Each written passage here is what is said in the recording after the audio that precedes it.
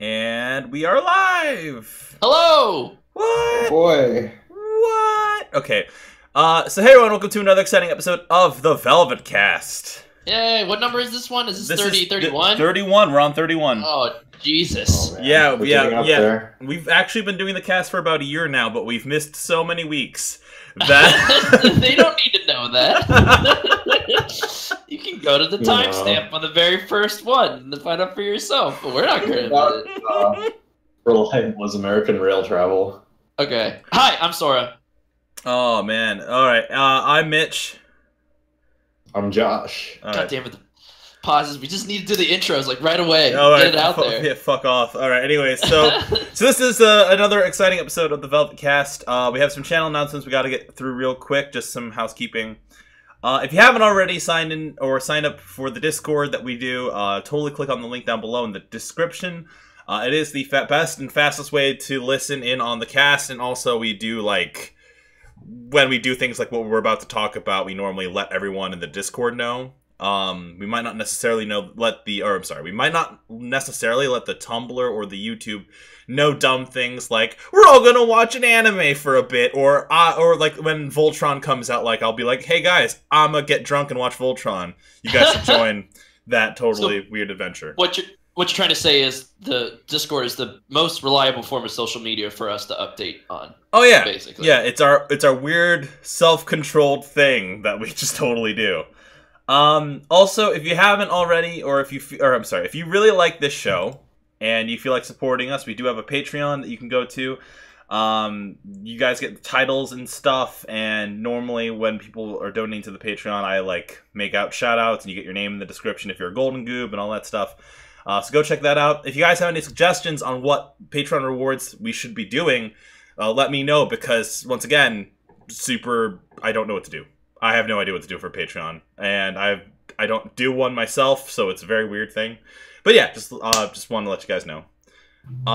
Also, we're doing new video types. We are doing a new show. Me and Gang Muno are doing a new show called Velvet Voices, where we ask comic artists if we can voice some of their stuff, because hey, we like Persona 5, and we like voicing the characters of Persona 5, so why don't we just, you know, voice them in comic form? It's kind of like very reminiscent of what we used to do on our old channel, Kazakage Productions.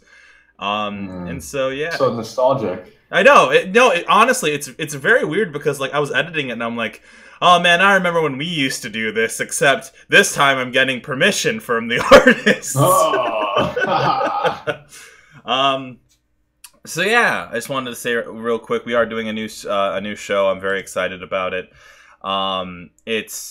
It's pretty great. It's pretty fun. I'm really enjoying it, and especially it's pushing me to like be more socially active with like the artists and stuff. So it's cool. Plus, we were able to help out some of our channel friends and stuff like that. So yeah. And I'm pretty sure that's all the housekeeping for this week. Oh, well, let's see. We mentioned Sora's stream yet, or no? No, we have not. So, yeah. So I finished Vanquished last week. So thank you guys so much for who were watching, and yeah, it was a lot of fun. But on to new stuff, which is Dishonored 2, because I got it on the Steam sale. So, I'll be streaming Dishonored 2 this Thursday at 8 p.m. Eastern Standard Time, whatever. Oh, we're doing it now? We're not waiting to the end? Thursday. Wait, what? Normally, don't we do like the show announcements at the end of the show? Oh, fucking whatever, dude. I'm in it now. All right. Also, if you guys are interested, the Persona 5 stream is tomorrow, Monday, the 17th at 8 p.m. EST. Did you just jack my stream announcement, bro? Did. Were you not done? Wow. Were you not done with your stream announcement? Stream's canceled. I'm not doing it anymore. Let's see. It's all your fault, Mitchell. Anyway, so I will save who I'm playing as Dishonored 2 as a surprise, Wiki Face. Just as a hint, you'll probably be able to tell who I'm going to play based off of this, but I like to play stealthy, so I'm going to try for a no-kill run. But I'm going in blind, so yeah, it'll be a lot of fun. Check it out. Cool. That's it. I'm done. All right. Rock and roll. So now we can move on to the meat of the cast. All right, maybe. let's talk about what we just did before the cast. So, if you guys are not aware, right before the Velvetcast, if you're part of the Discord, we normally let you guys know that we're going to be watching episodes of Recreator. It's the anime of the new season. We've talked a little bit about the first 4 episodes through previous casts, and Josh, in his infinite wisdom, told us to watch 4 more episodes today. Oh, yes. And man, I don't think I could go through those episodes individually because they just flowed. They flowed really well. Yeah, it was a nice chunk. So like, it would be hard to like be like, well, in episode 4, blah blah blah blah blah. Like, so we're probably gonna talk about this episode chunk in like, a chunk. Well, so like let's just say so spoilers for open through episode 8 of Recreators, I guess. So if you haven't checked it out, do that now before we dive in. Well, 5 to 8 right now. Yes. Yeah. But specifically, so sorry, did you have time to watch 5? Yeah, I watched 5 and 6 this morning, and then okay. So you actually were caught up when you joined in with us. Yeah. Okay. Oh, okay. Cool. I was actually sort of worried that you were coming in and like you were trying to catch up with us. No. I checked on the stream and I was like, okay, you guys are halfway there. I'll make dinner real quick, and then I came back in. Yeah. Okay. Right. So let's get into the meat of it. So one of the big mysteries of the series has been revealed, which is who is Hatsune Diku. We now know. Yeah. We now know, and it is a weird answer. Ezio Auditore da Firenze. Fuck yeah. Oh god, yeah, I know. That name got me. I was like, oh, it's Altair. She's totally a Tamarosi, right? And then there's that moment where it's like, oh man, what a name for a Japanese character. And then in the back of my mind, somewhere like 16-year-old Mitchell just hears the phrase, "Everything is permitted." It's like, oh no, it is permitted. This is totally allowed. So we found out what the origins of that character were, which was pretty great, honestly. I like those implications. I like the contrast of why she exists compared to the other characters. Like, that is a really good fucking reason to exist. So, yeah. I wish I had a reason to exist. Why? Why would you bring it down like that? Oh my god. Okay, we were also introduced to Mecha Boy. Not introduced, but we got to see more of the Mecha Kid. And we got some pretty cool battles. We saw we all saw old man Harry Potter with a gun. And what's his name again? Blitz! Blitztalker, yeah. Hell yeah, dude. It sounds like a knockoff MGS game. Oh, right?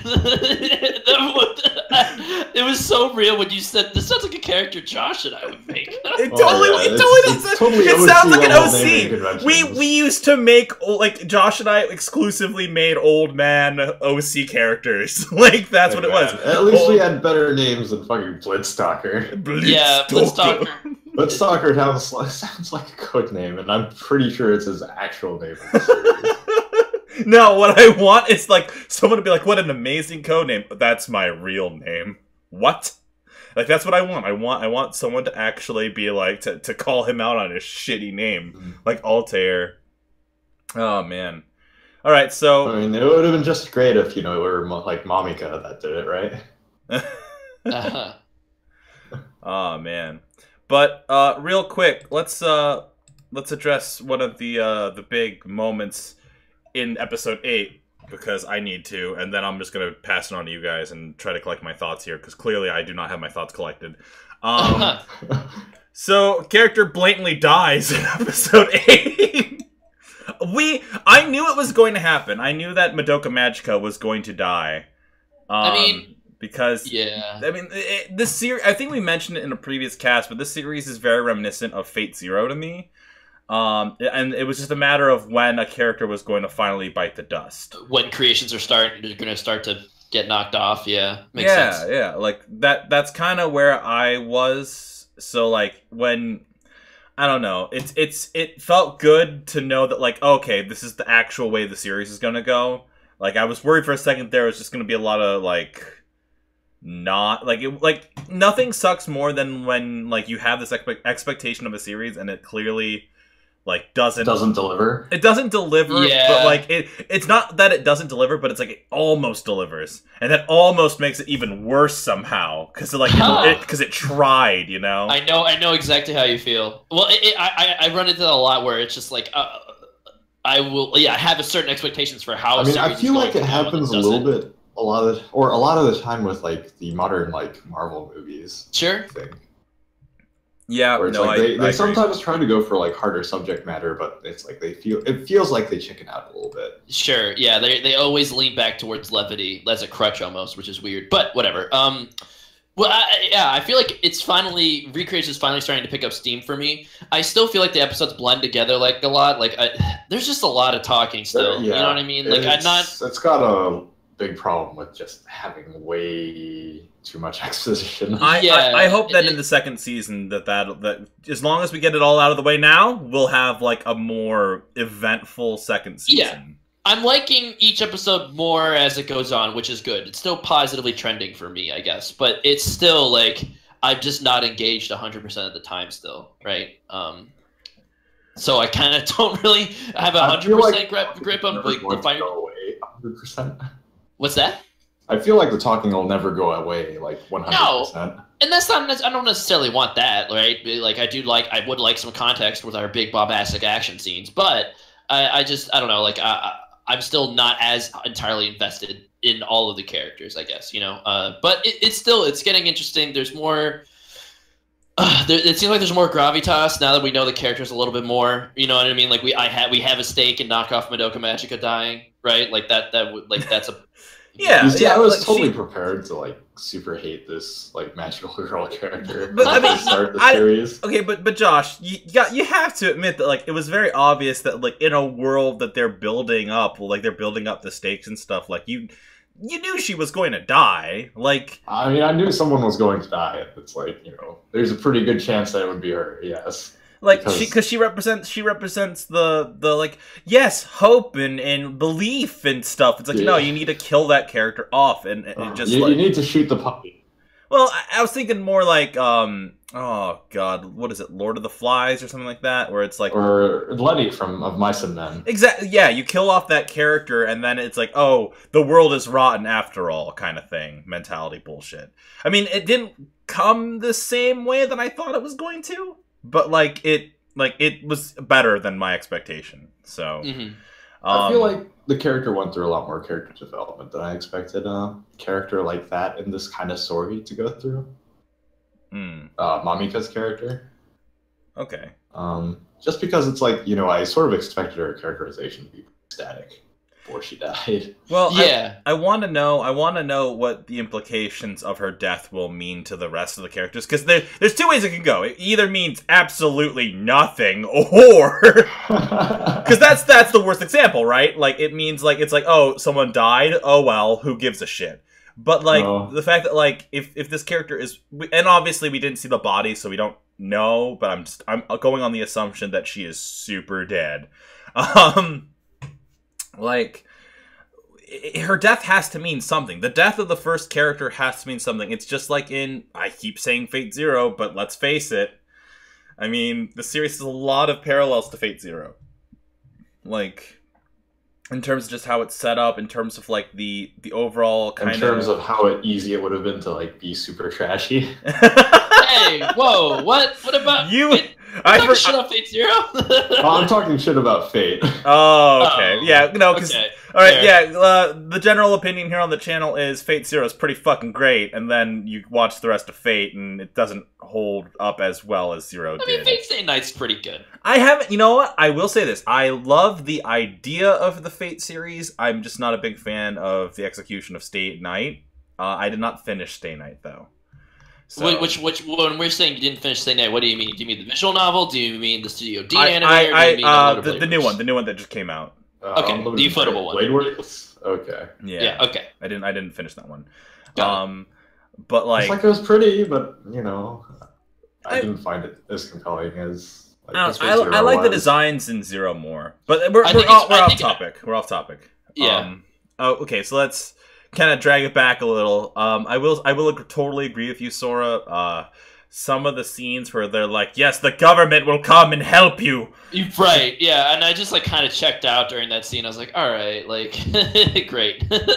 Like, but I mean, it had some good ramifications in that they are officially like legit now. Like they're known by the government. They're like they have connections now, basically, right? So that scene was still kind of important. It just didn't need to go on for so long. well, And it happened so abruptly too. Whatever. I guess for me, I'm waiting for. God, I keep using Zero as the base for this, but like I'm waiting for the conversation of the kings moment. I'm waiting for the moment where we have like a full episode of Just like a sit down where they just talk about their ideas. Yeah, of like a well written fucking conversation. A well written treatise on like what it means to be a ruler. Yeah, like or in this one, probably talking about metafiction. See, this is so. Remember how you said that when you don't like a series because it's not doing the thing you expect it to? I think that was my problem because I was expecting it to be too much like Fate Zero, and I just needed to step back and like, you know what? I just gonna let this thing do its own thing, and I won't be. I won't have any expectations for it. You know what I mean? Like I'll just let the things happen and wash over me and see how I feel about them. And I'm enjoying Recreators more because of that. No, I can understand that. Yeah. I will say I did love the fact that like, for those of you who weren't able to make it to the group watch of these episodes, I love the ongoing constant joke of being like, man, what if Taiku Bo like had his creations come to life, or like what if Tetsuya Nomura had his creations come to life? I just love. No, it's like as soon as you made the Tetsuya Nomura statement, it's like the fucking what was it? The video game character, the one rival character. Oh yeah, with his own creator. Yeah, Stan Man. Oh man, we gotta learn this guy's names at some point. I think it's like Mirokuchi or something. Yeah, sounds right. Time to back down from what I just said. But like, I like how the characters are reacting to meeting their creators, and I like how the creators are like, some of them are like genuinely okay people, and then some of them are just like trash. Like, I don't know. There's something really like when you meet that guy's specific creator, it's like, oh god, it is Type Kubo, or oh my god, it like you. I mean, it's like he makes evenly like what was it? Red-haired sport girl, Silesia. Silesia's creator seemed good. Oh yeah, but I mean, I think he wasn't a terrible person per se. It's like Well, he's turning around. He's slowly but surely turning around. But like, yeah, like you had a lot of cool moments. I love the little interactions between Stan Man and Mecha Boy. I like those little interactions. It's cute. Yeah. It's cute.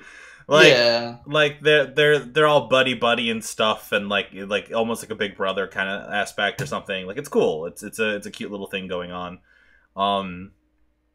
And like overall, I am enjoying the ride. I need to catch up. Like I desperately need to catch up with the series because like we are like a couple months behind on these reviews, and like there's that moment where I'm like, man, I kind of want to look up like what the fandom's like, or because for me, I know Josh has this little disconnect from series fandoms and stuff like that, but for me, a fandom is a big part of like interacting with a series. So like I want to know what the Recreators fandom is like, and I want to catch up so I can do that. I mean, currently Recreators is on episode 15. Out of like what, 20? Oh, 22. Okay, yeah. Yeah, so probably like a 2-course show. Yep. And I think 12 or 13 was around like the halfway mark because that's where they switched the opening. Are we are let me put it this way. We all good on Recreators talk? Is that new? Yeah, I think so. I feel like we've exhausted everything we need to say about the 4 I'm just glad that we've seen all of the creations now. I mean, maybe there's going to be more as a plot twist, but like we know who everybody is in the OP now. How about that? You were a creation. What? And like the main guy's like, what? I was? This entire world is a construct. Yep. What? Like, God, there's a series I watched that actually is that, and it bothers me so fucking Our much. world is a dream. It's so dumb. It's so fucking dumb. I mean, I don't know. I thought that's okay. It's like it feels like no matter how much I like Recreators, it feels like the world sort of, or a lot of like the reasons everybody's fighting are like sort of held up by like a lot of these assumptions that characters have. Well, yeah. Like, you know, Meteora just, you know, like magical, or the sorcerer girl sort of assumes that like the world is going to come crashing down if Altair like does her shit. Well, I want to. Do we have any real proof yet? I want to clarify real quick. Sora, it's cool when that idea can be cool when it's executed properly, but it has to be executed properly. Oh, sure. Like there's a game I'm thinking of right now that executed it properly, and then there's and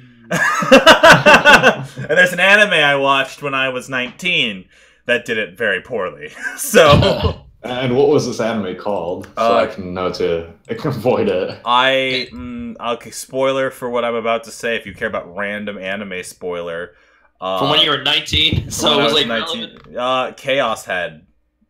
Oh yeah, Chaos Head. Okay. It's not a full version of that, but like it happens near the end of it where it's like, man, everything went to shit. Well, what if we just reconstructed the world? And then it's bad.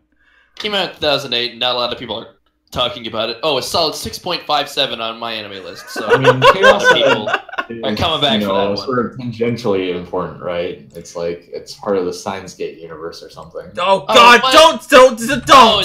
It has Stop! a semicolon in there. Yeah, there we go. Okay. Stop! I don't want to hear that there is the Chaos Head cinematic universe. I don't want to hear this bullshit. I mean, you know, it's what is it? Chaos Head, Steins Gate, and like Robotics Notes. Oh, yeah. All right, we're done. We're moving on. Let's move. Let's move. No, let's.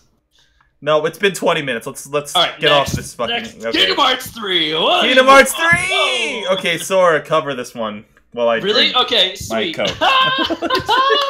Okay, cool. So there was the D23 stream that and they hosted. They showed a new trailer, and then Nomura was all like, "Oh, it's just going to be regular information, quote unquote. So don't get too hyped." But then we should have gotten hyped because, goddamn it, Toy Story is confirmed as a world, and then we got a 2018 release window for Kingdom Hearts 3. And honestly, like this trailer. I mean, like, I don't know what to say that hasn't been said anymore, that hasn't been said already, but, like, we're finally getting a Pixar movie, so, like, Pixar's blown wide the fuck open. There's Titanfall mechs. Thank you, Pup Riku. There's Titanfall toy mechs that you can pilot and shoot around. Oh, my God. Yeah, this was the trailer that solidified for me that Kingdom Hearts 3 is going to be a game that we play. You know what I mean? Like, it's coming. It's a game that's coming out. You know what I mean? Like, Kingdom Hearts 3, the same with actually, like, Zelda Breath of the Wild. It felt like that game just didn't exist. It was just a concept in my mind until I turned on my Switch for the first time and played it, right? Like, this game, this trailer made the game look like it looks really polished. You know what I mean? Like, it looks like we have a fucking game there. It sounds dumb, but like it just as far as like the polish of the cutscenes, like the animations and stuff, like there's little to no jank. You know what I mean? Like it looks like it's in the final stages of production, which is why I kind of sort of believe that 2018 release date. I want to, but I also wouldn't be surprised at all if it gets delayed till like early 2019. I've been betrayed too many times by RPGs. Yeah. I've been betrayed by Persona, Final Fantasy 15. Okay, to the point where, to bring Persona back up just for 1 second, it was supposed to come out Valentine's Day this year, and I got stood up by a fucking game, Sora. Yeah, I know, dude. We all got stood up. Like Hot Merman lady posted a image of Persona 5 2014 winter for PS3. That was real. That was super. When we did the panel talking about when Persona was gonna come out, it was supposed to come out like later that year, I think, or something. No, it was a year away. It was a full year away because it was like 2013. Yeah. Oh damn, you're right. Yep. Yeah. Oh my Isn't that God. crazy? Remember the tagline for Persona 5? Do you seek emancipation? Oh wow, yeah. I mean, like it's still relevant, right? Like it's. I feel like it's more of a stretch. It's a little bit of a stretch now. But like, seek emancipation from this weight. But all right, we're not talking about Kingdom Hearts. We need to talk about Kingdom Hearts. All right, okay, Kingdom Hearts. Okay, so back to Kingdom Hearts for a second. Okay, I just want to say real quick, the Toy Story level looks great. It does. Woody looks fantastic. I love the animation that they do, like all around in that level. It just looks cool. It looks like the fucking movie almost. It looks better than Toy Story 1, which is crazy to me. It does, and that also weirded me out too. So yeah. I will say this much though.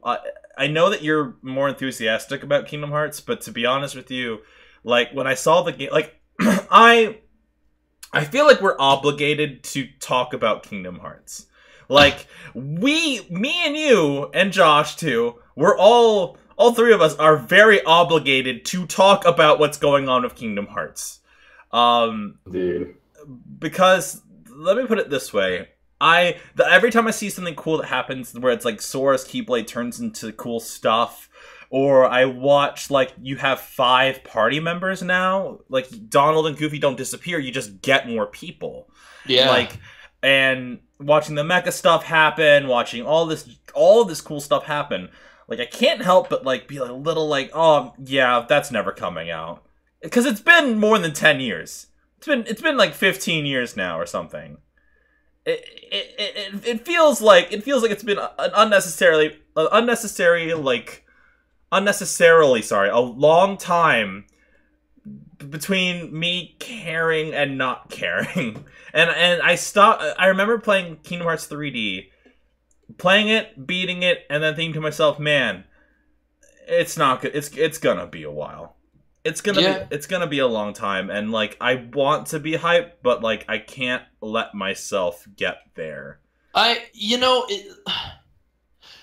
think the reason I'm so excited right now is because this is the first, like, up until this point, it's like we don't even know when we're ever gonna get Kingdom Hearts 3. Like I was seriously thinking like it could possibly come out in 2020. Like it was still just Versus 13 to me, you know, like it's just like, oh, they're just showing it off every now and again, and it's not real. Like it didn't feel real until I don't know what it was about this trailer. It was like, wow, like this is a new world. We're seeing gameplay. We're seeing like fleshed out cutscenes. Like we saw Olympus Coliseum cutscenes, but they weren't at this level. I feel like I don't know.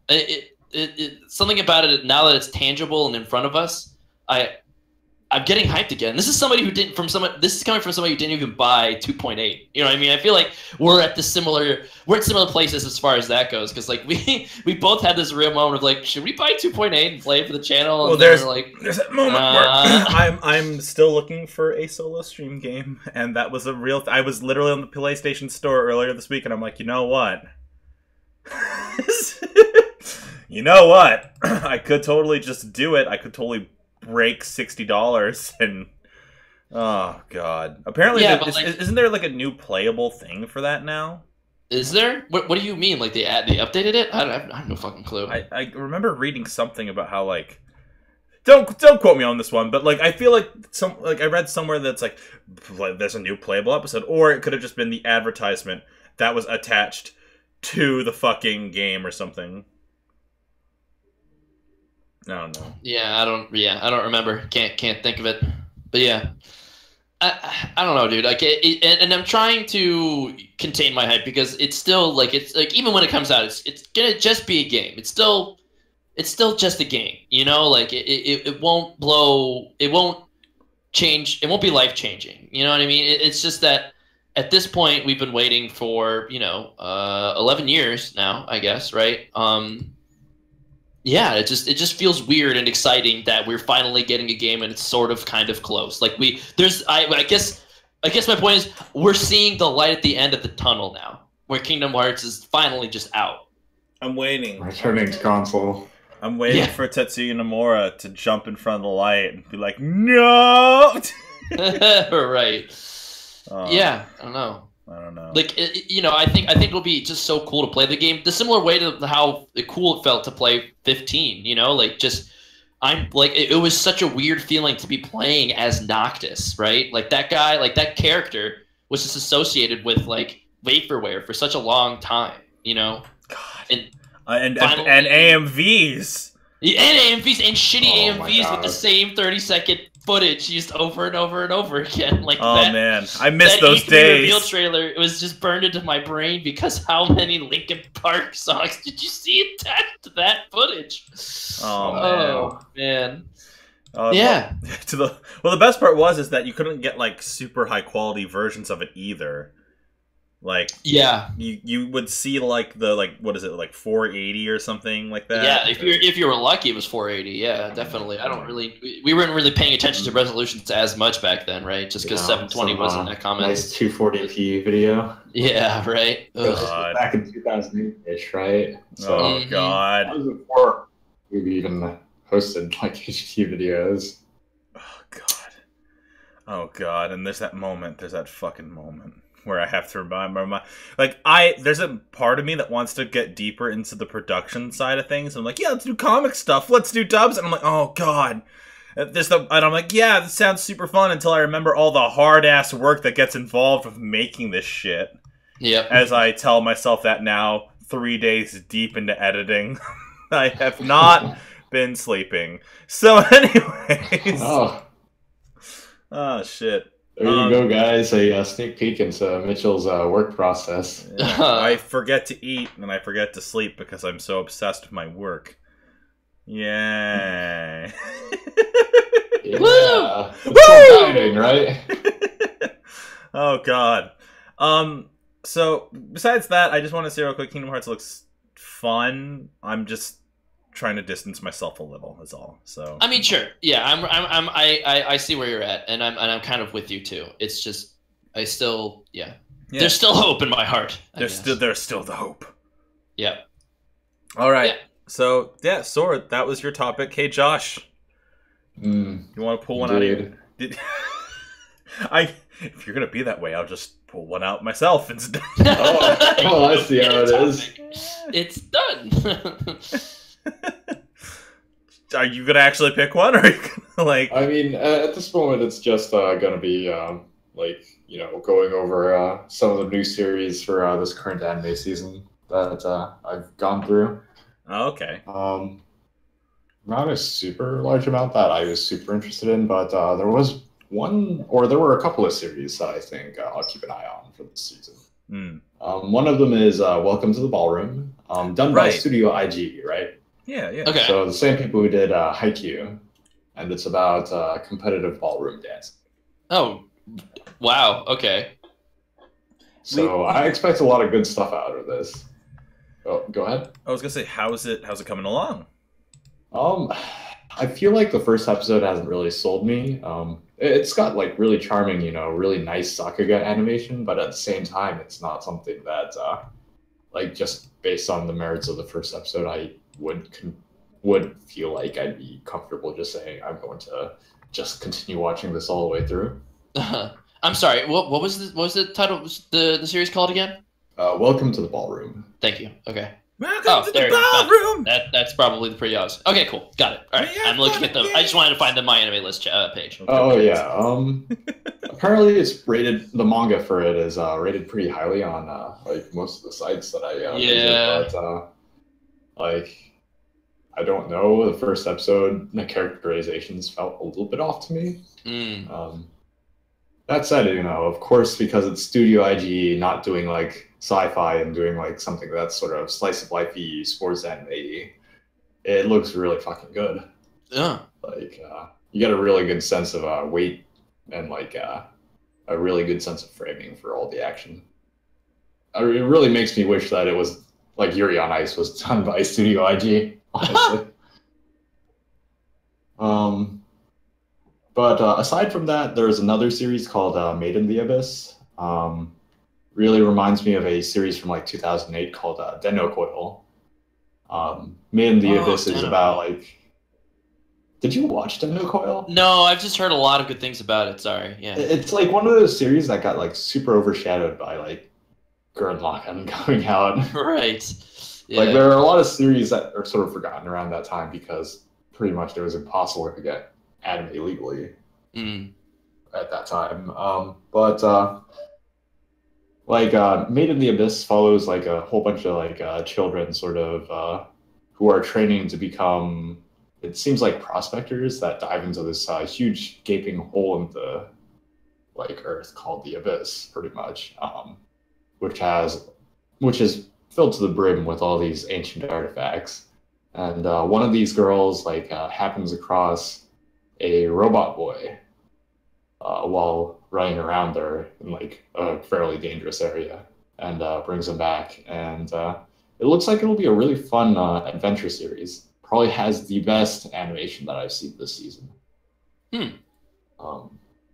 It is actually really impressive, which is why I draw like the comparison to Denno Coil, because Denno Coil had some of the most impressive, just like animation throughout, as in like high consistency and just having really high polish. And I'm looking forward to this. I really hope that I can keep on delivering at the same rate that they're delivering the animation at in episode 1. But aside from that, I have not watched the new Fate anime. I need to, yeah. Because, man, all right, Josh, that's your assignment for next week. Gotta watch that one. No, Mitchell. No, gotta tell me how it is. I refuse to watch it myself. Fade Art Online. Damn. Can I talk about an anime done real by quick? Studio or A1 Pictures. Yeah, what? I've watched the first 3 episodes of Boku no Hero Academia. Oh, okay. What'd you think? I've been watching the dub. It's super fun. The dub seems like it'd be pretty okay. I honestly, like, it's so weird. I feel like 19-year-old Mitchell would hate me so much for saying that. The dub is super great. If you have a Hulu account, go check it out. It's actually oddly, I saw the whole first season on for like $30 at Walmart the other day. Like, really, already? You could just get it. Like, I mean, the first season was like 12, 13 episodes, so I guess I understand. But like it's super fun. It's a super fun series, and the dub is very fantastic. It's very well done. I think it's like Funimation. I think Funimation does it. Yeah, I mean, people are speculating that this will become one of the like the next entry into the big 3, right? I have heard some. I've heard some mixed things, but I hear nothing but positive things when it comes to the mention of the big 3, because it's like even, whether you like the series or not, like it seems like this is a contender for it, and the more I watch it, the more I'm like, that makes sense. It's like if Rock Lee had an anime, so yeah, I guess it would be like that. Like it's and everybody knows that Rock Lee was everybody's favorite. Oh yeah, totally. That's why he never had an anime. And if anyone tells me that there was a one where he was a chibi and did nothing but practical jokes, I'd be like, yeah, I don't believe you. And then they'd show me pictures, and then I was reminded that I watched like at least 6 episodes of that. But yeah, no, My Hero Academia, My Hero Academia is a very nice watch. It's a very good series. You can also catch it on Crunchyroll. I'm a big fan of how they handle heroes in that show, and how they kind of like, it's like, yeah, no, that makes sense. Like everything feels very shonen. It's weird. I have not had a desire to watch a shonen show in a while, but if you're in the mood to watch like a really solid shonen show, like check it out. I mean, it's like, I think a good shonen show is like, I'm always in the mood for a good shonen show. It's really hard to find good ones. Like, a lot of them get very cookie cuttery. And, I mean, yeah. It's kind of the nature of them, I feel like, almost. But I feel like... Go ahead. No, it's all you. It's... we're going to kill the podcast with niceness today. Just keep shoving.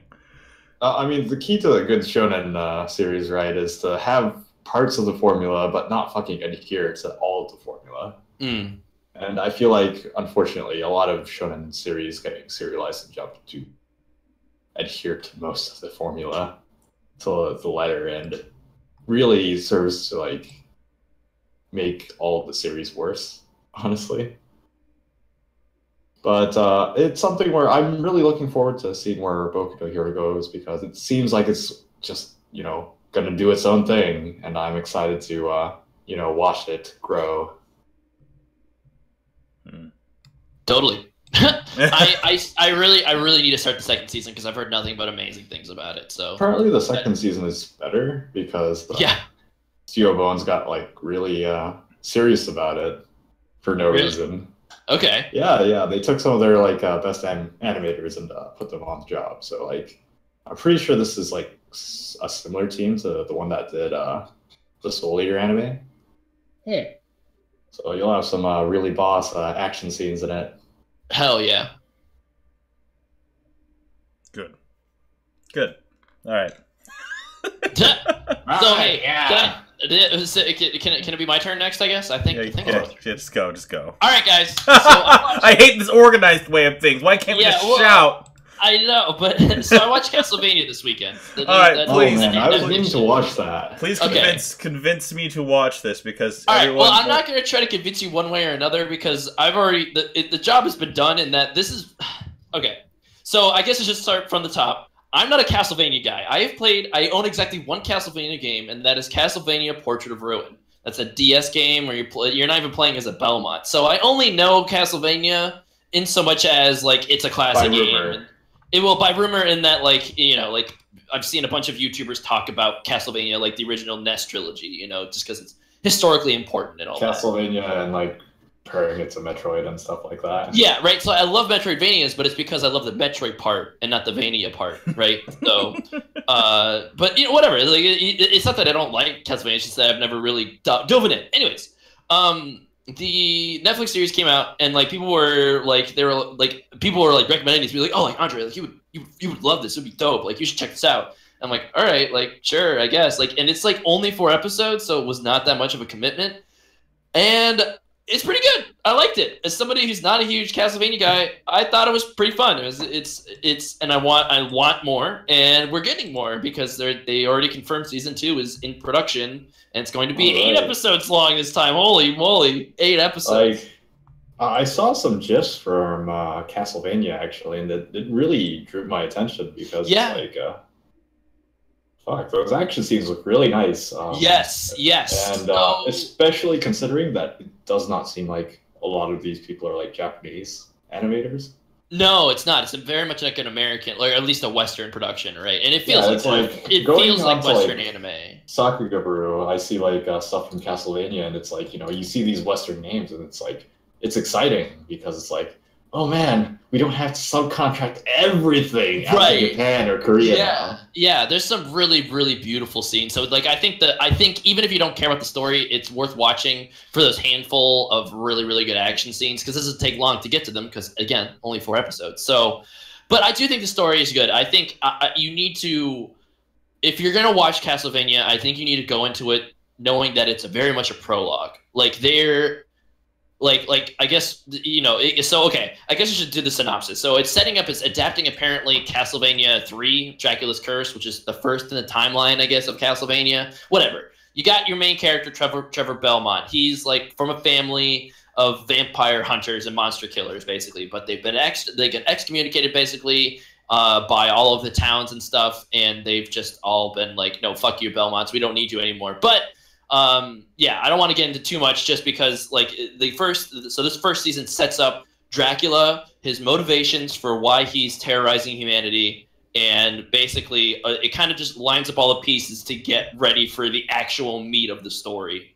That's not to say that the show's plot in and of itself isn't good. It is very good. It's engaging, right? I started watching it without the intention of finishing it in one go, but then I kind of just ended up finishing it, and I was like, oh, oops, that happened. I do really think that it should have been just I don't really understand why it was divvied up into episodes, I feel like. So I feel like if you're going to watch it, try to watch it in one sitting. It's 90 minutes total. It's been pretty much treated like a movie. Don't watch it in episodes, I don't think, because it doesn't flow as well. I don't know. So yeah, God, what can I do to sell you on? I will say, it kind of, in a really weird way, reminded me of JoJo Part 1 specifically. Of course it would. Yeah, like the horror parts of it. You know how they got weirdly horror influenced when Dio first transformed and started brutally murdering people, and when they were going up to his castle and stuff. There are things of Dracula that remind me a lot of Dio. not his personality so much, but just kind of like the aesthetics and kind of like the horror aspects of people just getting brutally mutilated and murdered, and you know, it's there's a lot of gore, like a shitload of gore. But it feels earned. You know what I mean? It doesn't. I didn't roll my eyes at the gore. It was just like, all right, like, well, this is drawing me into the world and telling, like, you know, raising the stakes, so to speak. And it's all the stakes. Good job. Good job. No, we couldn't have done it without you, Mitchell. But the thing is that even though it's very dark and bleak and grim, I really like Trevor Belmont as a character just because he has some levity to him. You know, he is a main character. He kind of starts out as like kind of a drunkard almost. You know, not like a drunk, but like he's very much just concerned about finding his next drink and taking a nap under a tree. Like he doesn't really give a shit, and you can tell like in his voice and stuff. Like the voice acting, I will say, is great. Dracula's fantastic. You really feel for him. They made Dracula like a likable villain, which I did not think that they were going to be able to do that. But they did, and also like seeing Trevor Belmont and his like these first 4 episodes kind of focus on him getting his conviction back to fight Dracula, to fight for humanity, the humanity that shunned his family. You know, that like it's interesting. There's some good character depth there. But yeah, I mean, the main reason to do it is this to go to that show is the spectacle, the fight scenes, the choreography, the animation. It's all really, really well done. So yeah, I give it a solid recommendation. Just go into it knowing that it's a prologue for more to come. Don't expect it to be like you're going to be left wanting more. As long as you're okay with that, then go for it. Or you know what, you could just wait until the second season comes out because they're making another one. You know, like they're making a new season, so it's not we don't have to worry about it. Like, guys, we need more people to watch this show so it stays alive. Like, no, like they're making another season. There's going to be 8 more episodes, and I'm excited for what that brings. But yeah, talking about Netflix series, Little Witch Academia got put up on Netflix recently. Yeah, it did. Only the first 6 episodes though. So. No, oh wait, only the first 6? I thought it was the first 13.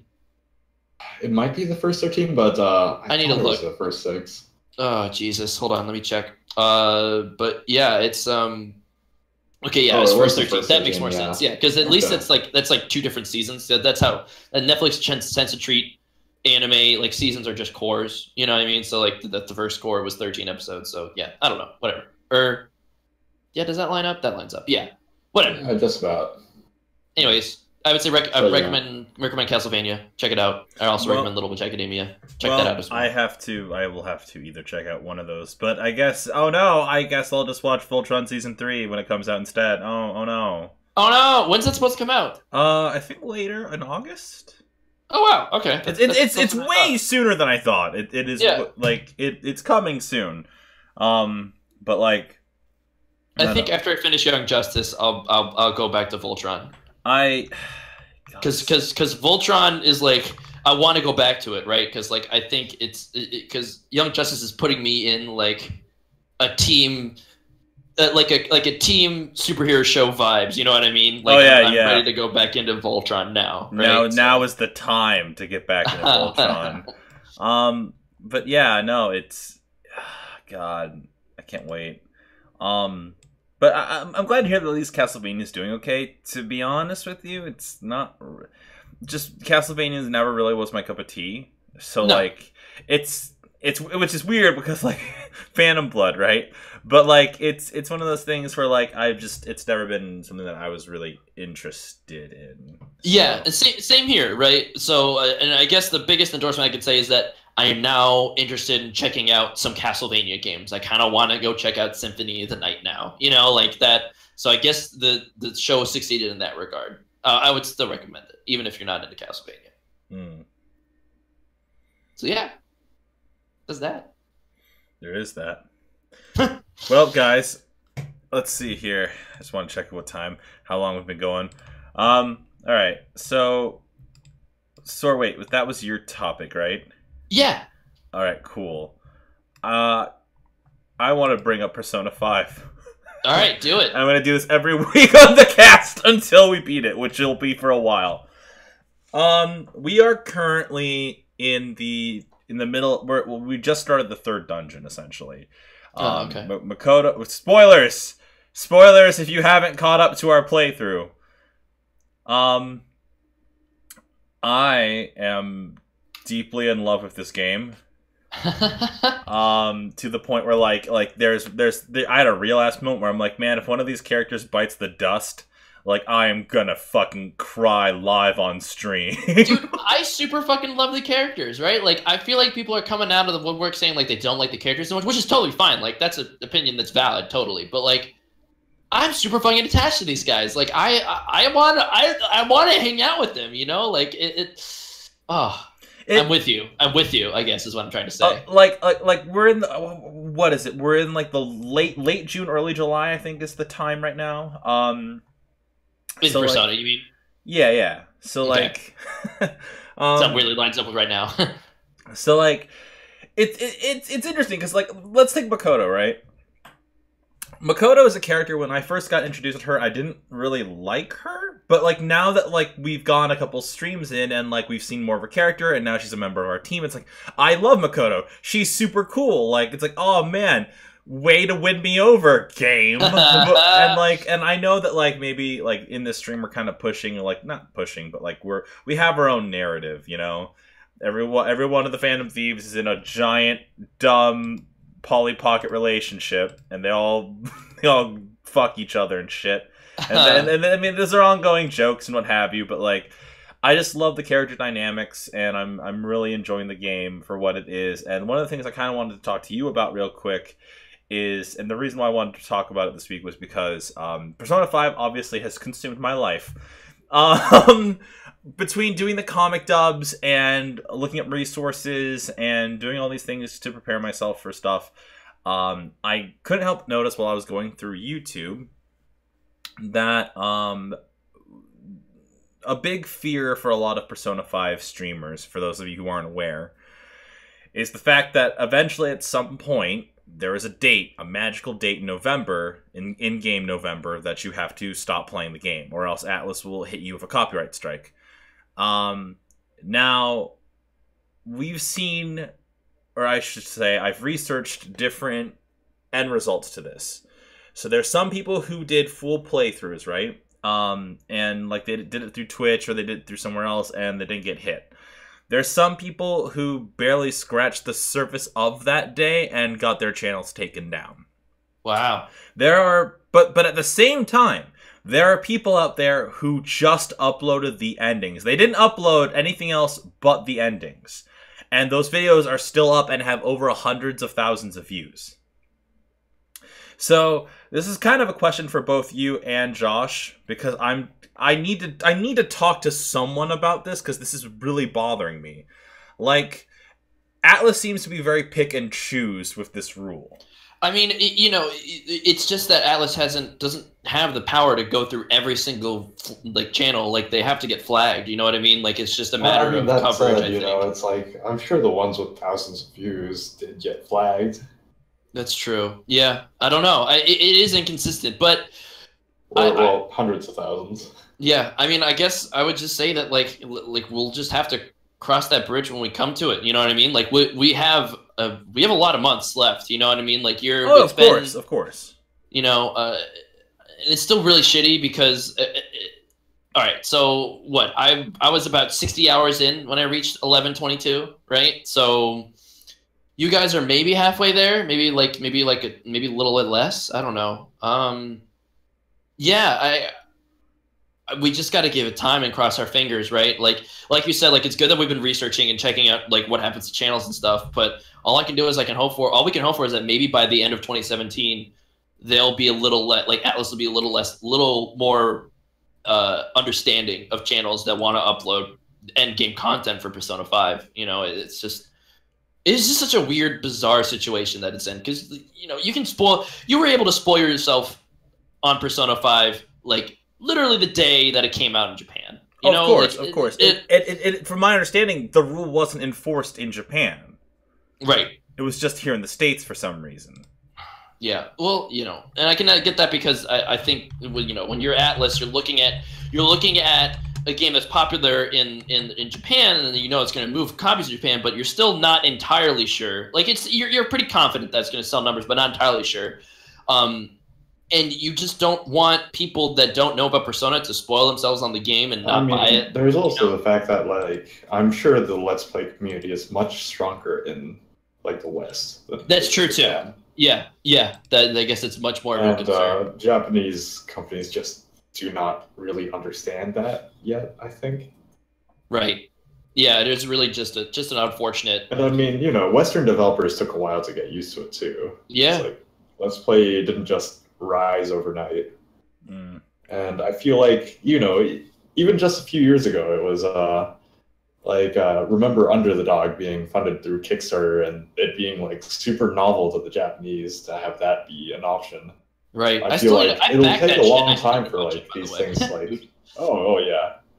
I think one of my friends got his copy of that quite recently.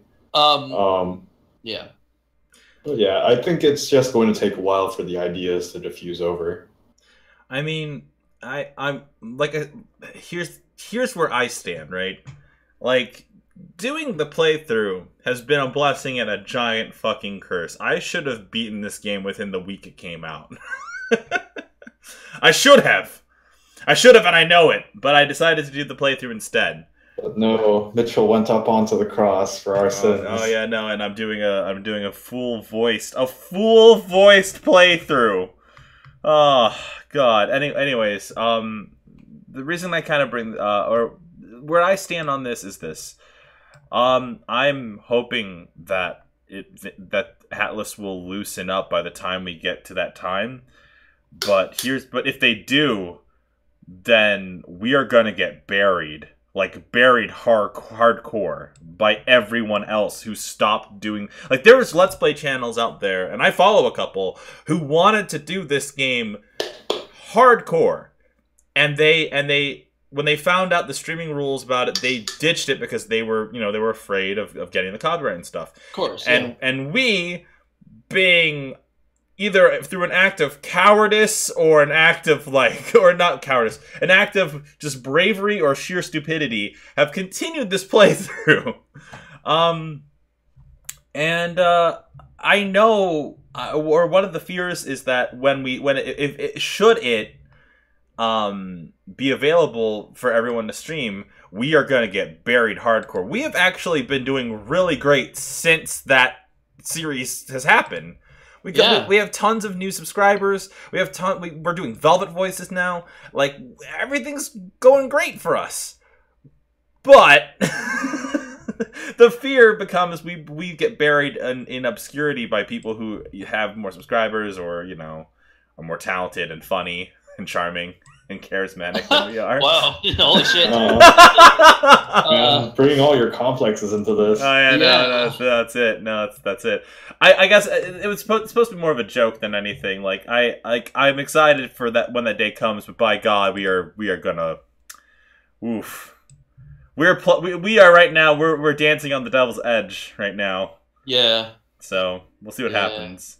But yeah, Persona 5 is fucking great. Makoto is fucking awesome, and I'm super excited to meet. I think I'm missing 2 party members. I know kind of the general gist of like certain like characters and stuff like that, but like I feel like we're missing 2 characters at least. So we'll see what happens, and I'm excited and I can't wait. So yeah, Persona 5, it's gonna be great. It's dope. It's a dope ass game. I still need to finish it. I've been bouncing, like, it's gotten to the point where I've been procrastinating playing Persona. It happened with Zelda, and it's happening with Persona, where it's just like, fuck, like, I don't want to finish this game yet. Like, I'm not ready to finish it. You know? But Sora, the beautiful thing about Persona is that there's always New Game Plus. Yeah, but I'm not going to commit to New Game Plus. I can't do that. I'm just not that kind of gamer anymore. Can't. Oh, well, I know. No, because you said that, and there's that moment where I'm like, I wouldn't now. Nowadays, right. If the game was on the Switch, maybe like if it was on a yes, if it was on the Switch. when Persona 4 Golden came out, like that was like I did like 2 or 3 full runs of Golden, and because I wanted to know what it was like to date other characters, and I wanted to see the multiple endings and stuff like that. That's how you do it. Like, I don't know, when a game, we've had a conversation about this before, where it's like, when a game is portable, it's way easier to do multiple playthroughs. Oh God. I mean, how hard do you think it would be to put it on the Switch? I mean, like, technically speaking, it would be fine because the Switch is more powerful than the PS4. I mean, it would be some work, right? Because it'd be different architecture and all that jazz, but they could do it. Like, the Switch could run it, technically speaking. It has the specs for it. I have no idea what the status is with Sony, and if they've at all if they have some skin in the game. Like, there has not been a mainline Persona game that's been on a non-PlayStation platform, right? Now, I'm trying to think, right? Like, even P4 was only on Vita and PS2. P5 is only on PS4 and PS3. Yeah, the only thing I could think of is Q, and that was on the DS. Q was on 3DS, and that's a spinoff, right? Yeah. Was P4 Arena on the Xbox 360? I feel like it was. I don't think it was. I think Xbox. it was. Wait. It was. Yeah. Hot there it is. Lady says it was. Let me double check here. Yeah, I just googled it. You can buy it on Amazon for $6. For $6? You mean one of my favorite fighting games of all time for $6? They were making a crossover game of. We didn't even talk about. Oops. But anyways, but regardless, the Sony, I'm sure, has some sort of skin in the game with keeping Persona PlayStation exclusive for all intents and purposes. So I have no idea like what kind of business deals would have to be made to get Persona 5 on the Switch. I mean, for what it's worth, I mean, the Disgaea series has been exclusive to Sony forever. That's true. That's a good point. And they got the Switch release. I still need to pick up my copy of 5. I feel bad. I never gave it I didn't give it a good shot that I should have. Dude, I downloaded the demo, and Disgaea scares me, dude. Like, it's so menu heavy. Like, and that's awesome. And I'm glad it fills that niche. It's a very valid one, but I don't know, man. That's scary. Like, it's just like it's super complicated, and you could do like so much batshit crazy stuff. Oh yeah, like, but that's what makes it fun. Like, right? Oh yeah, I totally get it. Like, scary. It's all about the pliable game systems. I will say this much. I feel like I'm not actually a big fan. Or how do I word this? I was a big fan of that type of game up until I wasn't. How do I word this? Up until you played Fire Emblem on the Velvet Room. Yeah. I like grid-based tactic games. Disgaea 4 was the one that really, I tried playing Disgaea before, and I couldn't really get into it, but 4 was the one that got me into it because I liked Velvetcast. I liked fucking that character. I'm trying to think of the voice actor who did it. It was Kanji's voice actor. It was Troy Baker.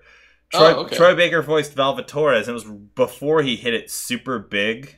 Yep. And became a household voice acting name. Now he's too good for Disgaea. Well, it's funny because anytime they have to voice Kanji in something, right? Troy Baker. Yeah, it's Matt Mercer. So guess who they got to voice Velvetcast in the DLC campaign? Oh, was it Matt Mercer? It was Matt Mercer again. Oh, fuck yeah. so it's this really weird moment where it's like, like Matt Mercer is known as the guy who will fill in the slot that Troy Baker left. Because Matt Mercer's also a huge fucking nerd, dude. It's great. I love Matt Mercer so much. Like, he's willing to do those niche series. Like, fuck yeah. I'll voice this DLC character for the DLC campaign of this main character. I'll fill in for Troy. We're bros. It's crazy. It is crazy, but with Disgaea, I feel like you have to get really attached to Velvetcast was a character that I liked because he was goofy and funny, and then you find out he has actually these really serious moments about him, and there's this you get attached to his weird story about wanting to be president of the underworld, and it's a fun game. It's just a fun game. With Disgaea 5, it's a little harder to get into because Sasuke essentially is the main character. And I never thought I'd say this in a million years, but it is hard to get into a series when Sasuke is the main character. Sasuke, objectively, is cooler, but he does not make a good main character. Naruto becomes... essentially, the Naruto character who's big, loud, and obnoxious, he's a side character, and then your other... and then Sakura, who still pines after Sasuke. Wow, I didn't realize how, easy it was to fill those roles in for Disgaea 5. It's almost like they're really common tropes.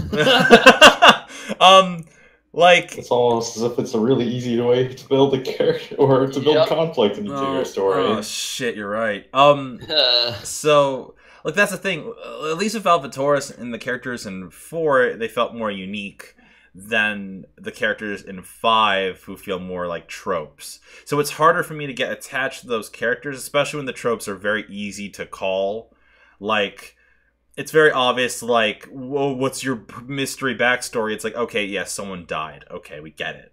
Whereas Velvetcast and his group of characters, like, everyone had, like, very odd, the writing was very different, and, like, it was odd, and it was crazy, and, like, in all the best ways. Like, it was cheesy at times, but it was also, like, oddly... Because it was cheesy, it almost, like, made it, like, the moments where it's like, oh, shit, like, these reveals are more shocking because it's either way darker than you think it is, or, like, I don't know. And the point is, I'm actually pretty sure not P5, Disgaea 5 had a different staff altogether. So I don't know. It's very hard for me to purchase that game because it's very hard for me to get into that game to begin with. Right. But we totally sidetracked hardcore because the whole point was, hey, wouldn't P5 be awesome if it was on the Switch? And so I will end that by saying, if Disgaea can do it, and if Atlas wants to make some extra money, because let's fucking face it, I would buy my copy immediately. I don't care if I have the money or not. I will buy the copy of Persona 5 for the Switch. I would totally buy it again for sure. Like, fuck. God damn. But yeah. So, also, there's a giant fighting game news. Some big my god, yes. Let's cover this up, and then we're gonna start closing shit up. How about that? Let's do it. Yeah, let's do it. All right. This is like your weekend for a fighting game news. Like, it's all Evo shit, right? It's all because of Evo. It has to be. I feel like it has to be. So there is a fighting game. Let me preface this with a little story. I sat on the couch. I couldn't really sleep, and I needed a break from editing. And I was like, man, I spent $60 and bought a copy of Injustice, and on top of that, I dropped an extra $20 to get the battle pack. So Sub-Zero is now available on the battle pack. Hell yeah! And I was playing it for a little bit, and I realized I don't like this game. Oh, it's such a bummer because I'm still playing it too. I don't know what it is, but like this. It must be the fighting system, dude. It's just not your thing.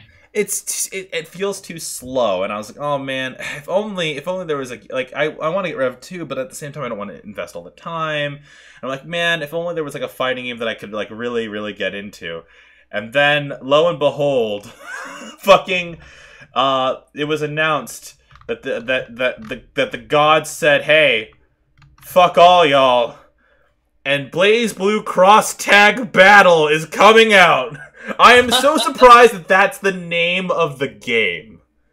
And for those who need some context, including me, I guess, Arc System Works, the company that makes the Blaze Blue series, Guilty Gear, that kind of stuff, is releasing a new game that is combining the Persona 4 Arena game sprites, it seems, the characters, so you get like Yu Narukami and those guys from Persona, the Unibel characters, Under Night and Birth, I should say, and actually some characters from Ruby, of all fucking things. So, if everyone knows they were made for a fucking fighting game. If anyone was ever like, man, what are the 4 aesthetic groups that Mitchell really likes in games? That's fucking it. Like, the only way this could get better is if a DLC character was fucking, like, Gangle. Like, that's the only way. It's the only way it could get better is if, like, Persona 5 was a DLC character. Yeah. Like, and the sad part is I say that and I'm like, it probably will happen. I don't know. Maybe. I hope so. I mean, like, the fact that they're adding a Ruby character with totally new sprites gives me hope. But, like, it looks like it's just a sprite mashup, right? Which is totally fine. That's amazing, and I'll buy it day one, probably. But, you know. Oh, yeah. Oh, dude. We're playing this. Yeah. Oh, it's happening. It's happening. If this can't get me back into fighting games, I don't know what will. like, this is, like, that moment where, like, this is the make or break, right? This is the make or break. If I can't get into this fighting game, it's not gonna have Relius. I just realized that it's not gonna have Relius. But if whatever. One less blonde for you. Well, Relius is my main, man. Relius is my fucking right. Oceana says, if I'm not wrong, Atlas already has a P5 fighting game. Was that just a rumor that they trademarked like a bunch of they trademarked a bunch of acronyms basically, and then people were speculating that it was like a P5 fighting game. Well, if they do, it'll be awesome. I love fighting games with great aesthetic, and yes, the anime aesthetic just might be my thing. I don't know. But yeah. The anime aesthetic, not the anime thing itself. Probably. Fuck. So real quick though, I just wanted to say, like, this is something that we would talk about in jest, like, in the past. Like, we'd be like, man, do you think Yunarakami's, like, fucking projectiles would fuck up Ragna the Blood Edge? Well, now they'll know. Now I'll help Yukiko's in this game, Sora. Oh my god. I hope Yukiko's in this game! Oh my god. So that we can Yukiko each other.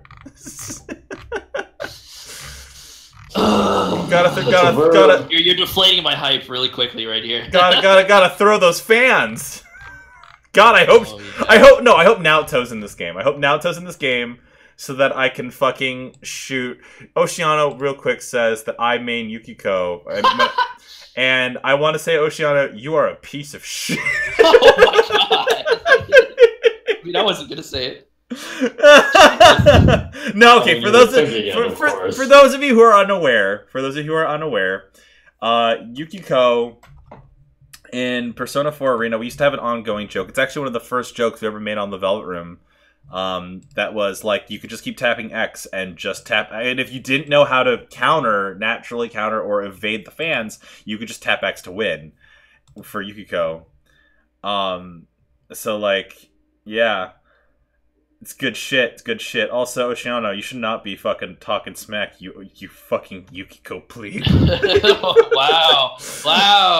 We're going to start a new podcast section where we just shit talk our fans. No, I can. Hey. All Let's Players have like their one or two fans. Oh my god. One or two. No, Oceano's been with us since like fucking like we had like 6 subscribers, so like. Well, no, I thought you made that pun on purpose. Is all. Oh, our fans. Yes. Oh my god. Indeed. Phil. Actually, real quick, because I want to know, Sora, if let's say that there's only going to be a finite number of characters that can be transferred over for balancing purposes. Let's just say that. Sure. If you had to pick one character from each of the 4 series that's going to be included, what would they be? Okay. I mean, like, these are just going to end up being my favorite characters, right? I need Izayoi. I need that's probably not going to happen though. That's I don't think she's going to get in. Izayoi, let's see. Ooh, fuck. I don't know any of the Unibel characters. I don't know them by name. The you know, the chick that the small fast chick with the whose name escapes me right now, yeah, her. It is basically the second main character, right? Yeah. But whatever, her. And then Blaze or Persona would have to be. Ooh, I want Adachi in there. I do want Adachi. Adachi's really fun. And if not Adachi, it's Yosuke. I'll just say Yosuke. And then I don't know anybody from Ruby, so fuck it. Her name is Lin. Line? Lin. That's right. Well, yeah. Linne. I need to look at Under Night. I need to see. It's Linne. Okay. For Ruby? Yeah, I don't know anybody for Ruby. Okay. Right. Yeah. So I don't know. I have no skin in that game. All right. I'm gonna pick not Alois Chauncey. That's a Black Butler character. Jesus. He has the same color scheme. Oh my god. I want Relius Clover. Clover because I want the moment. I want the puppets versus the persona.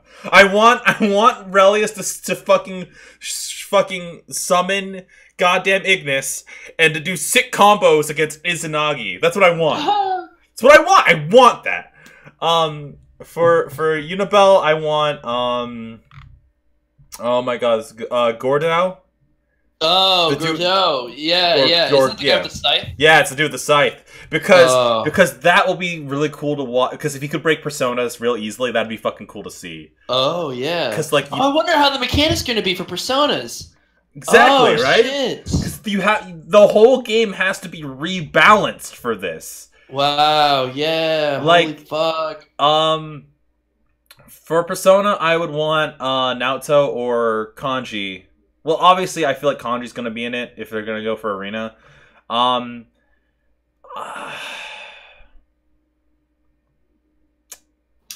It's gonna. Yeah, but no, Persona's way harder than I thought it would be because I'm like, oh god. Akihiko. I want Akihiko. Oh, Akihiko. Because I want Akihiko to fight Tager. That's what I want. It's going to be. That's the thing. Like I didn't think about this. It's going to be a huge bummer when there are going to be part of the Persona cast that isn't in the game, and it's just like fuck. Like I know there's going to be people that I really love that aren't going to be in there. Because oh my god, yeah. Because how many hours did we spend? Like Blaze Blue and Persona 4 Arena are games that we spent hours and hours playing together. Right. Yeah. Yeah. Like those are games where it's like whoever we're missing, it's gonna be felt. Definitely. It's gonna be felt, and that's gonna be a problem. Like I don't know, like let me put it this way: Hazuma versus fucking Adachi Sora, or better yet, oh, I'm gonna fuck up his name. I'm gonna fuck up his fucking name. God damn it! It's not. It's It's Hazuma's alternate form. It's Hazuma's ultimate form. Oh my gosh! How do we? How do we not know it anymore? Terumi. Oh god. Yeah. Thank you. Jesus. Oh, we are bad now. We are out of the game, dude. We should probably just get Central Fiction at this point. It's probably cheap on PSN, right? Hey Sora, should we just get Central Fiction?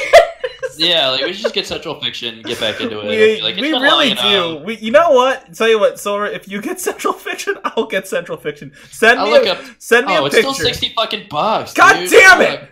Yeah. It's the only reason I haven't bought it. Yeah.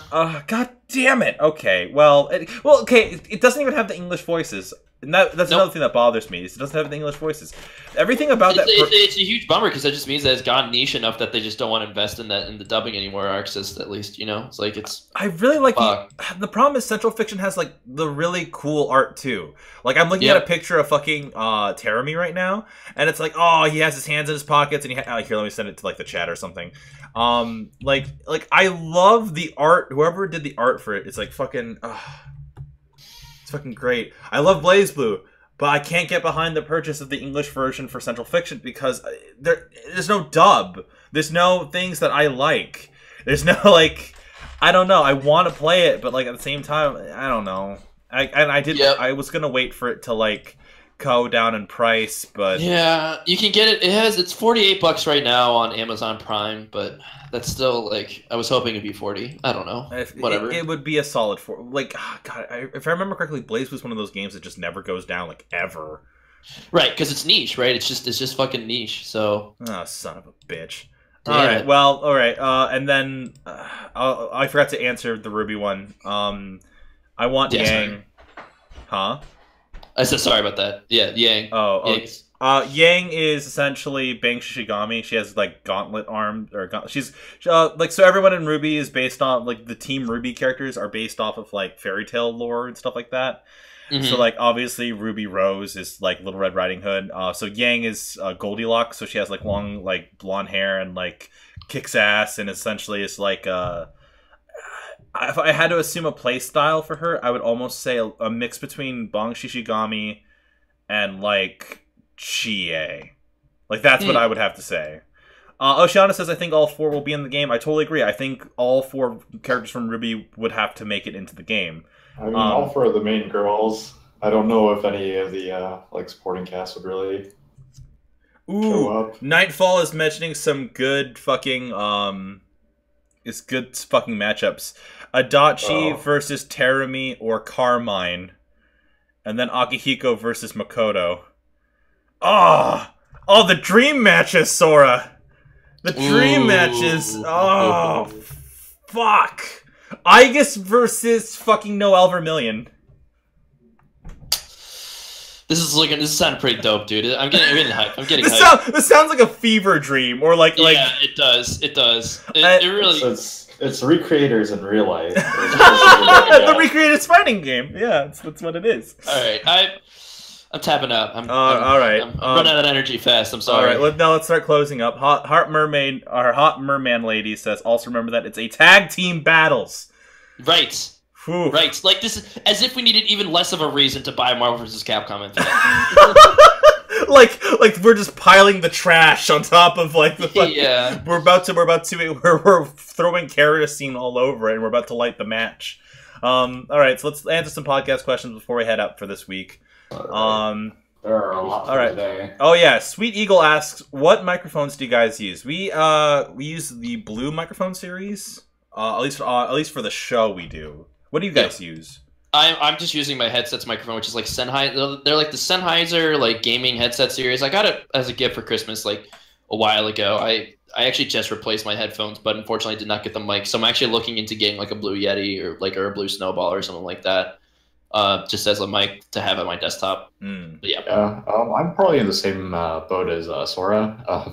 Mitch actually stopped me one day and just told me to go buy a mic. So I bought like a $40 Samson mic, which it's the audio quality on it isn't great, and honestly I would prefer to just like clean it up a whole lot, but it's what we have to run for right now until I can save up to get myself like a Blue Yeti also. I wanted to also mention real quick, Nightfall 11007 mentions that they didn't dub Blaze Blue Central Fiction because they wanted to get the game out faster, and that's all.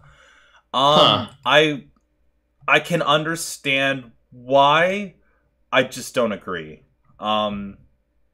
Because I feel or like at the very least, like patch it in afterwards. Then fucking Patrick Sates and those guys and all the people who have been working on the games for almost like for about like 5 or 6 years, I think, right? Something like that.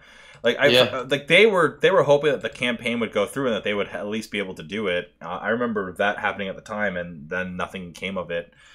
And like those were big characters for those guys, if I remember correctly. So like it's I wish that they could have done it, and it makes the purchase harder to know that I'm not supporting that for the same amount that I would normally pay the game for. And that's not even including the DLC I still would have to purchase on top of it. Anyways, back to podcast questions. Is Captain Bosch dead? I can't answer that without getting into spoilers. So, Captain Bosch, like from Bosch, Final Fantasy. yeah, Bosch von Rausenberg. People are talking about 12 again because Zodiac Age just That's came right, out. Zodiac Age. Are you getting that? I intend to because 12 was one of my favorites. I kind of want to get it, but I don't have time for it. Like if I could just It's a long game. It is a long game. Yeah, like if I could just like go into the hyperbolic time chamber and play through that game, I definitely would. You know, like I would definitely buy that. But story-wise, it's not one of my favorite games, but gameplay-wise, the Gambit system is like still one of my favorite RPG mechanics. Dude, that was like my first exposure to programming, basically. So when you lent that to me, it was actually like fortuitous timing because you lent me your copy of Final Fantasy 12 before I left for college to go study programming. So it's like, this is the Gambit system. Get used to this shit. Get ready to do this for your living. Yeah. All right. Why Joshua 13 asks KH3 New World? I feel like this was a misplaced chat thing. Yeah. All right. Hot Merman Lady says, do you think in KH3 we'll learn what Kingdom Hearts is? Is Kingdom Hearts not light? Kingdom Hearts. Yeah, Kingdom Hearts is light, bruh. We know it. Is bruh. I've already known this for forever, right? It's also a heart-shaped Kingdom moon. Hearts What else? What's confusing about the door and the light and the heart-shaped moon? And I just don't understand where we missed that. It's the friends we made along the way. The sad part is, Josh, the sad part is that might be true. That could be what Kingdom Hearts is. That could be. Yeah. The sad part, there's so many different versions of Kingdom Hearts. I'm sure we'll get some finality to that kind of stuff in Kingdom Hearts 3. That's the thing. Like, I guess all of my unreasonable expectations are on the story at this point. And even then, I really shouldn't have it because we all know that fucking after Dream Drop Distance, and maybe even a little bit before then, the stories jumped the shark. Yeah, I would say as awesome as Birth by Sleep is, that's kind of where it started. Right. That's where like introducing Unversed was like a weird thing. Like that was the minute for me where I was like, why didn't you guys just use Heartless? Yeah, exactly. But okay, so let's see here. Spoopy Burb Buddy says, which persona of the P5 cast would you have if you could summon one? Mostly for Mitch. I'll just leave that to Mitch. Our scene's pretty great, but honestly, Johanna. Johanna, yeah. Oh, that's right. That's how you pronounce it, Johanna. It's a soft J. Yeah. We messed that up. I only know because A, you guys don't use the voices, obviously, and then B, I only know it because Makoto was in my party all the time, and every time, Johanna! Yeah, it's good. Having a persona and a vehicle is very convenient. Let's see here. Hot Merman Lady asks, did you know that Rock Lee's child is named Metal Lee? You know, that lines up. That lines up. I was hoping his name was going to be Brock. Broccoli. Yeah.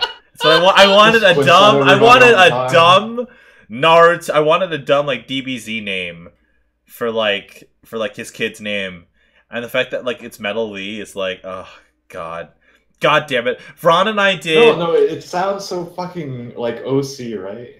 Metal. Okay, everything about Boruto sounds very OC. Oh god. Have you seen the images for Boruto's like half Byakugan eye? I'm sorry, what did you just say to me? It sounds like you like mentioned like some sort of Boruto half. I need to know. I don't even know what it is. I need to know. It looks like a Byakugan to me. It's like I saw it and it's like, no, I can't take this series seriously. Hang on. I guess I'll have to read about it later because it's like there's I guess spoilers for Boruto if you care. There's images. I look up Boruto half Byakugan and like images of like Boruto with like an eye missing or damaged or something are popping up. So like I don't know what's real or what's like a made up bullshit image because people have just gotten down Kishimoto's bullshit to like a T. Huh. I mean, this isn't written by Kishimoto, I'm pretty sure. Is it not?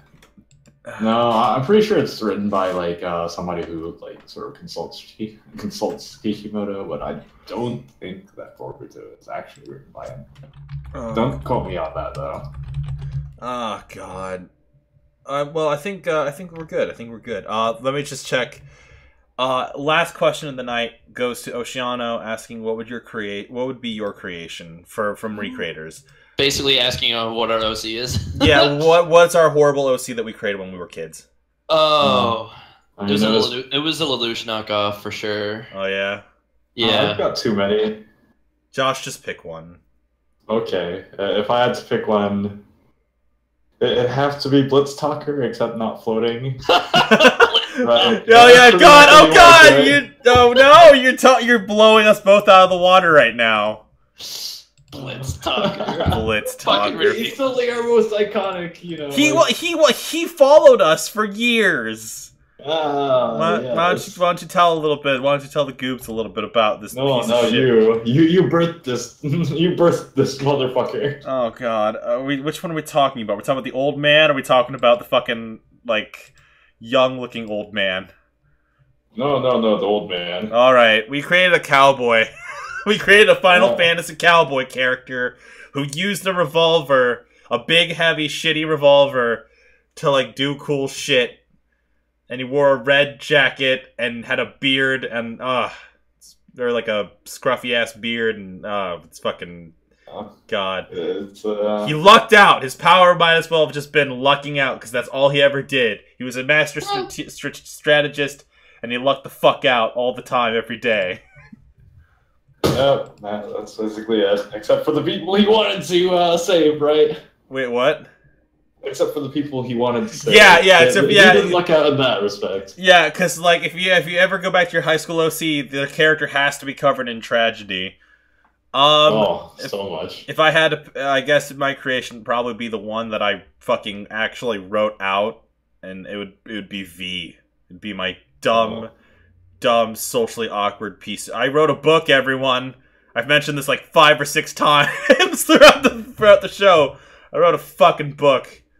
It would be my dumb, socially awkward shit baby V, which I insult because of how, I don't know. I don't know how to show affection. So you're going to be a wonderful parent. I feel, I'm going to turn out to be like Jet. Like, oh my god.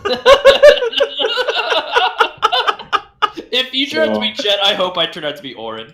No, that's what's gonna happen. It's gonna be like my kid will fucking like be like, will be like, I hate you, Dad. I hate you too. Like I will have no idea how to handle the hatred, and like Uncle Sora will have to come in and like fucking deal with the kids.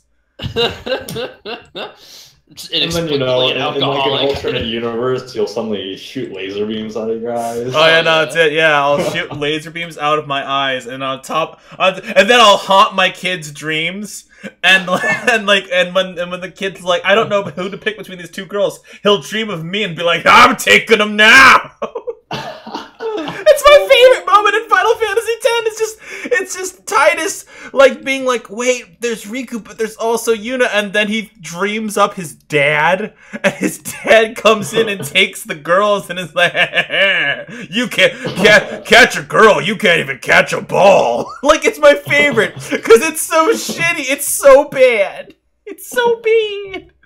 All right. Get coached by your own dad. Oh my god. Oh god. Well, I mean, it's comforting to know that you'll still get action. Oh, we're getting some when weird. You're that old. Oh my god. Yeah, no. It's welcome to this amazing world we just entered. All right, guys. Don't worry. That ends the Velvetcast for this episode, or this episode of the Velvetcast. If you like this episode, be sure to give it a like. I know a lot of you just end up listening on the Discord, so don't worry about it. We already covered a lot of the stuff earlier, so I guess you don't have to like. If you enjoyed it, or if you know people who would like it, make sure to share and get the word out there. Yeah, totally. Even sharing with like one other person helps a lot. Oh yeah. No, totally. I normally don't share these kind of details, but our channel goal for the end of the year was supposed to be 1,000 subs. We're like at like 920. We just don't jinx it. I know. We're gonna be stuck at like 920 for the next 6 months. So all right. Anyways, guys, next time on the Velvet Room. Catch you guys later.